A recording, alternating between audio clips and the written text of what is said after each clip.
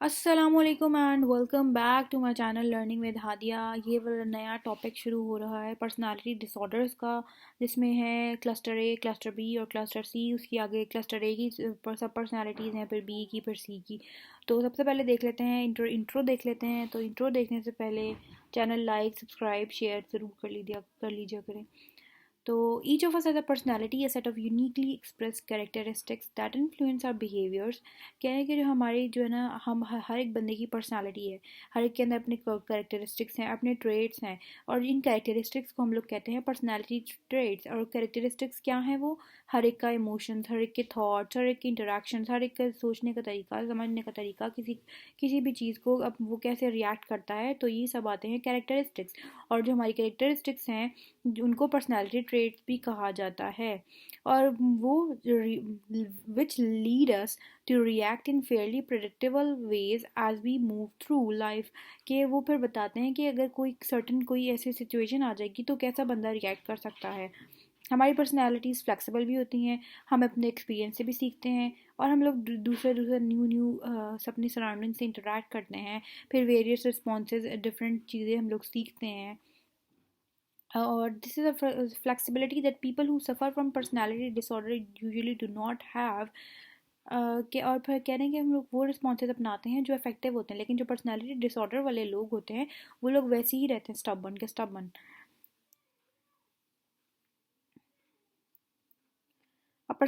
Personality disorder is an enduring pattern of inner experience। की definition आ रही है, एक inner experience है and behavior that deviates markedly from the expectations of the individual's culture, is pervasive and inflexible।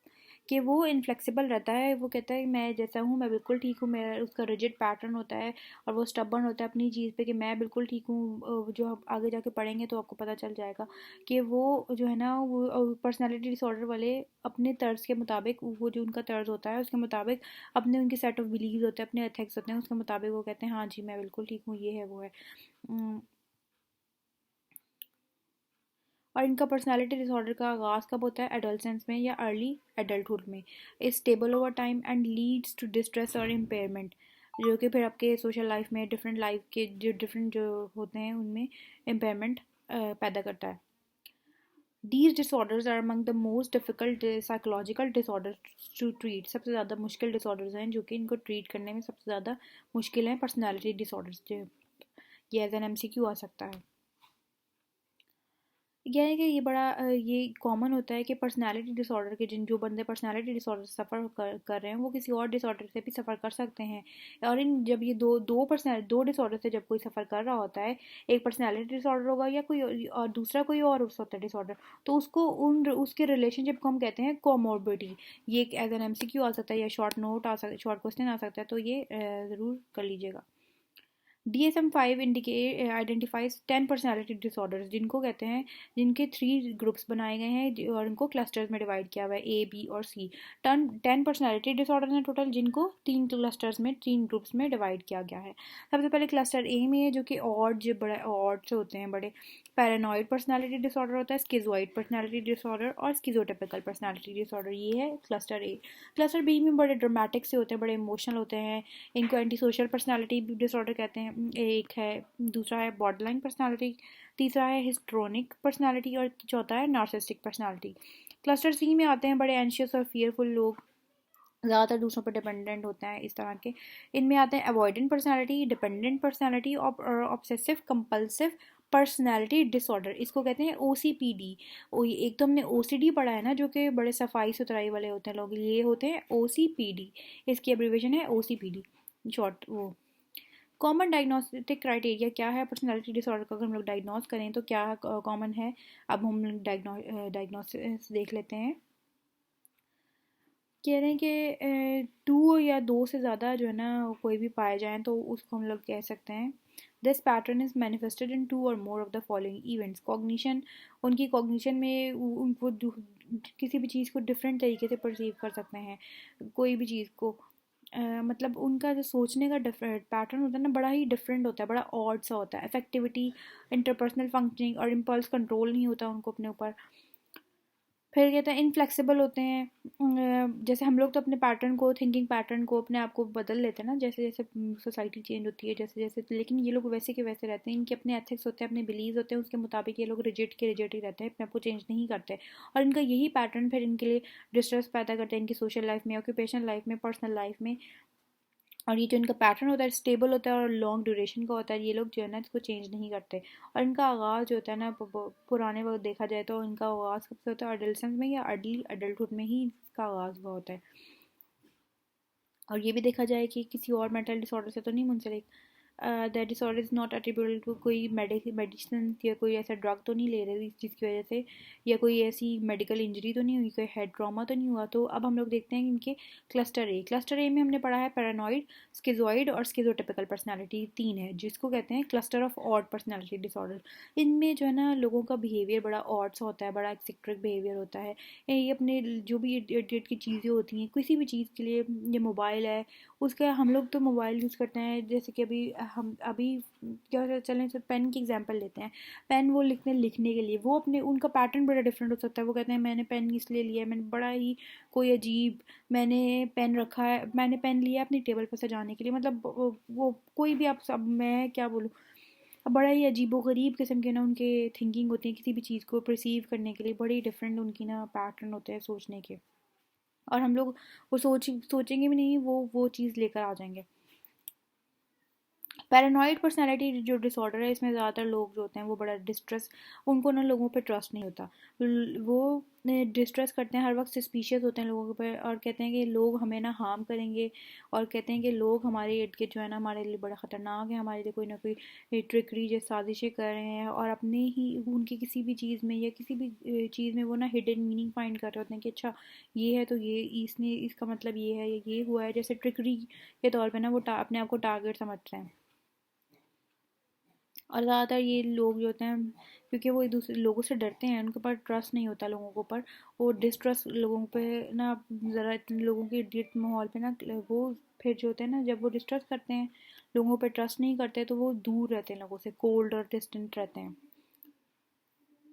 आगे है, although inaccurate and inappropriate, their suspicions are not usually delusional. The ideas are not so bizarre and so firmly held as to clearly remove the individuals from reality. Diagnose करने का तरीका क्या है, distress कर पैदा होता है लोगों पे ट्रस्ट नहीं करते, परवेजिव डिस्ट्रेस होता है और सस्पिशियस ऑफ अदर्स। और ये इनका आगाज़ होता है अर्ली अर्ली एडल्टहुड में।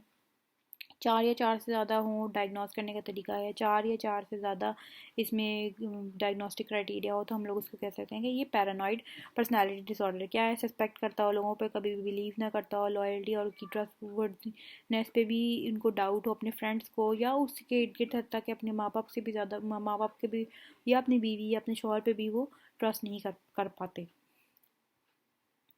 रिकल्टिंग to confide in others because of unwarranted fear, उनको फियर रहता है, लोगों पर अतमाद नहीं कर पाते, कि और वो अपनी जो इन्फॉर्मेशन होती है वो दूसरों को नहीं देते। कहते हैं कि हमारी इन्फॉर्मेशन जो है ना वो यूज़ कर लेंगे, लोगों पर ट्रस्ट नहीं करते बड़े, और अपनी जो इन्फॉर्मेशन होती है वो लोगों को कुछ भी इन्फॉर्मेशन वो नहीं देते।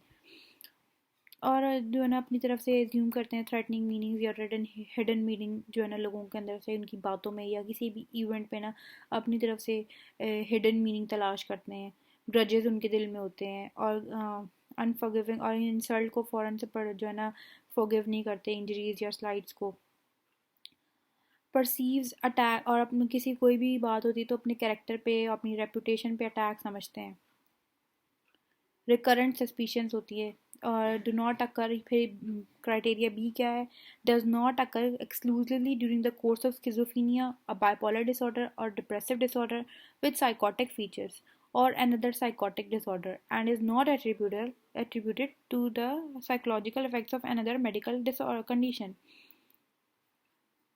आगे है स्किज़ोइड पर्सनालिटी डिसऑर्डर। ये ज़्यादातर जो होता है ना, ज़्यादातर अकेला रहना पसंद करते हैं, सोशल कांटेक्ट को जो है ना अवॉइड करते हैं। इस डिसऑर्डर को लोनर्स के नाम से भी डिस्क्राइब किया जाता है। People with these traits often described as loners, और अपनी फ्रेंडशिप बनाने में कोई एफर्ट नहीं करते, लोगों से कांटेक्ट सोशल कांटेक्ट करना ना, अपने इर्द गिर्द उनके ना सोशल इतना कांटेक्ट नहीं होता।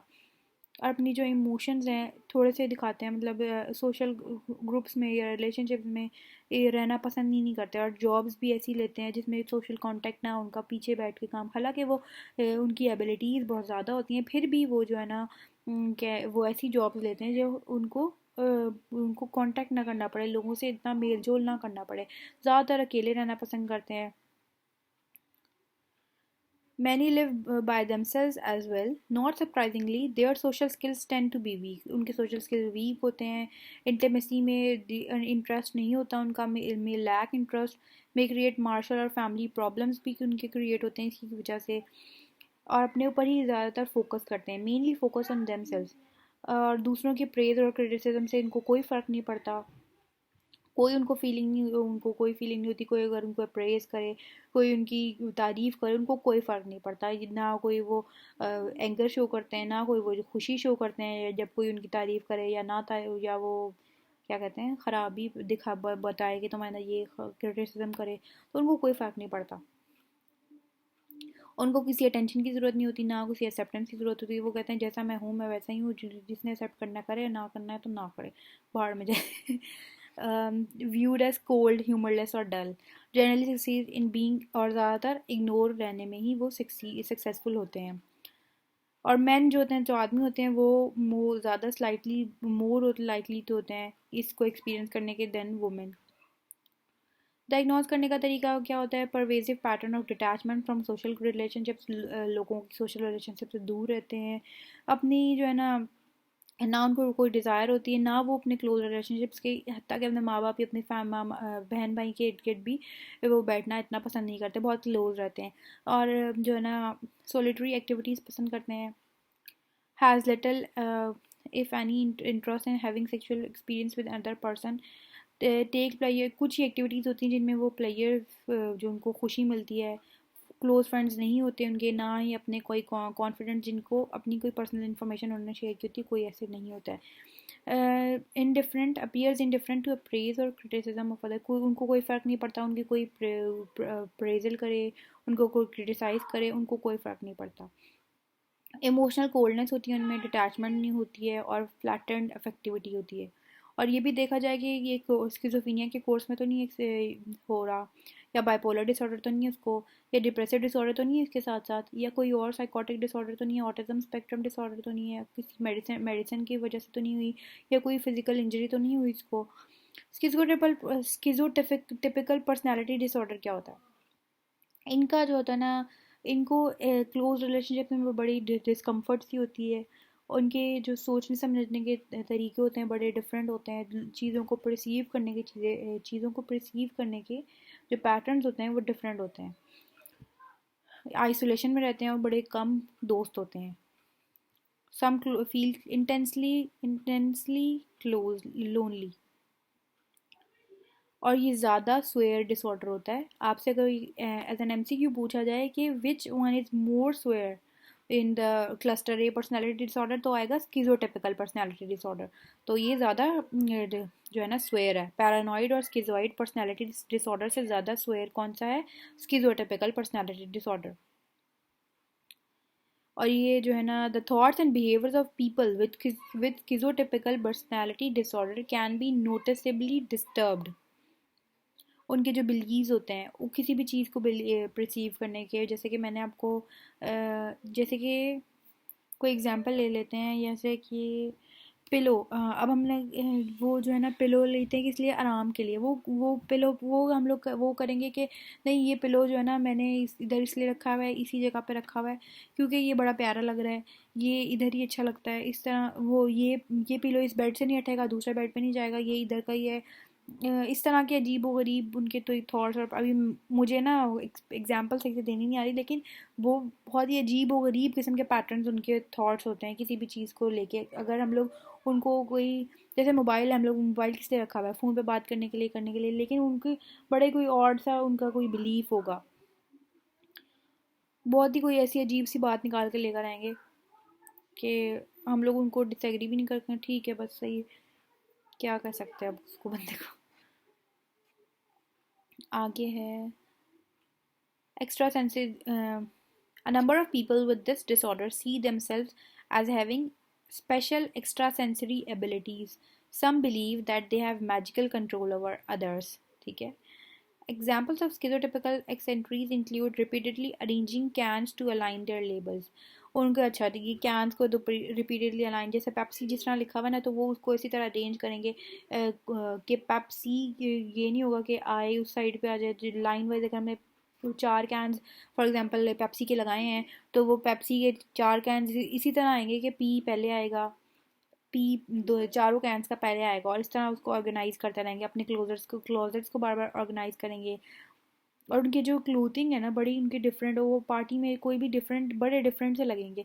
जैसे आप रणवीर सिंह की एग्जांपल ले सकते हैं कि वो जो है ना हर वक्त जो है ना ऐसे कपड़े पहनता है कि बिल्कुल ही डिफरेंट क्लोथिंग करता है कि सबको नज़र आए। The emotions of these individuals may be inappropriate, flat, or humorless. People with schizotypical personality disorder often have great difficulty keeping their attention focus. Attention focus नहीं रख सकते हैं ये लोग, और इनकी जो कन्वर्सेशन होती है डिग्रेसिव और वॉग होती है। Lead an idle and unproductive life, और उनकी जो जॉब्स वो करते हैं अपनी कैपेसिटी से जो है ना below below their capacity job करते हैं। हालांकि वो ज़्यादा इंटेलिजेंट होता है लेकिन फिर भी वो जॉब्स ऐसी करते हैं कि वो उन जॉब्स पे जहाँ पे ज़्यादा लोगों से इंटरेक्ट ना कर सकें, क्योंकि कम लोगों से इनके क्लोज फ्रेंड्स जो होते हैं बहुत कम होते हैं। डायग्नोज करने का तरीका क्या है? एक्यूट डिस्कम्फर्ट होती है इनको क्लोज रिलेशनशिप बनाने में। आइडियाज़ ऑफ इनके जो आइडियाज़ ऑफ रेफरेंस होते हैं किसी भी चीज़ को परसीव करने के, बताने के, कि उनके डिफरेंट किस्म के ऑर्ड होते हैं, डिफरेंट बिलीव्स होते हैं किसी भी चीज़ के। Unusual perceptual experiences including bodily illusions, उनके बड़े ना डिफरेंट एल्यूजन्स आ रहे होते हैं बॉडी से रिलेटेड, अपने अपने हाथ में अलग से कुछ भी इस तरह के ना। और थिंकिंग और स्पीच होती है उनकी। सस्पिशियस और पैरानॉइड आइडियाशन होती है। इनअप्रोप्रिएट और constricted affect behavior or appearance that is odd, eccentric, or peculiar. Lack of friends or confidence. Excessive social anxiety does not occur exclusively during the course of schizophrenia, a bipolar disorder, or depressive disorder with psychotic features, another psychotic disorder, or autism spectrum disorder. तो ये था आज का lecture. उम्मीद है अच्छा लगा, और मिलते हैं नेक्स्ट लेक्चर में। तब तक के लिए टेक केयर, अल्लाह हाफ़िज़।